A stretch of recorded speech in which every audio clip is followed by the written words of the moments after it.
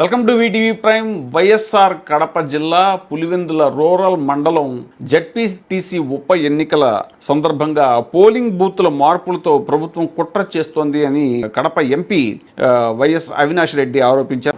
ఎర్రపల్లెలో ఉన్న ఓటర్లందరూ నల్లపురెడ్డిపల్లెకి పోయి ఓటేయాలా? నల్లపురెడ్డిపల్లెలో ఉన్న ఓటర్లందరూ పోయి ఎర్రపల్లెలో ఓటేయాలా? నల్లగొండవారిపల్లెలో దాదాపు 600 పైచిలుకు ఓట్లుంటే ఆ 600 పైచిలుకు ఓటర్లు అందరూ నల్లపురెడ్డిపల్లెకు 4 కిలోమీటర్లకు ట్రావెల్ చేసి నల్లపురెడ్డిపల్లెలో ఓటేయాల్సిన పరిస్థితి.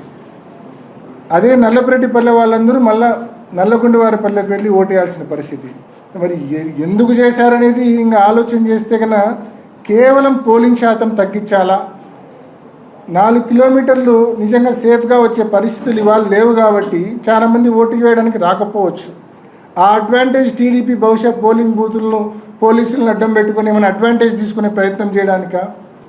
ప్రతి ఒక్కరూ వచ్చి ఓటేసేటట్లు సౌలభ్యం కల్పించాల్సిన బాధ్యత ఎన్నికల కమిషన్ది.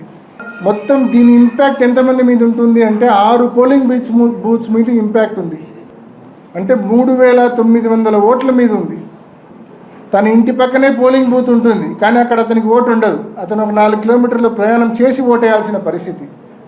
ఇంత అధ్వానంగా అనెక్షర్ 7 రిలీజ్ చేయడము, ఓటర్ లిస్ట్ రిలీజ్ చేయడం అనేది ఎంత అన్యాయం అనేది ఒక్కసారి ప్రతి ఒక్కరు ఆలోచించుకొని ఆయన ఆరోపించారు.